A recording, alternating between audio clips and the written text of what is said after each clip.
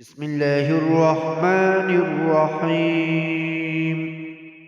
تبارك الذي بيده الملك وهو على كل شيء قدير. الذي خلق الموت والحياة ليبلوكم أيكم أحسن عملا وهو العزيز الغفور.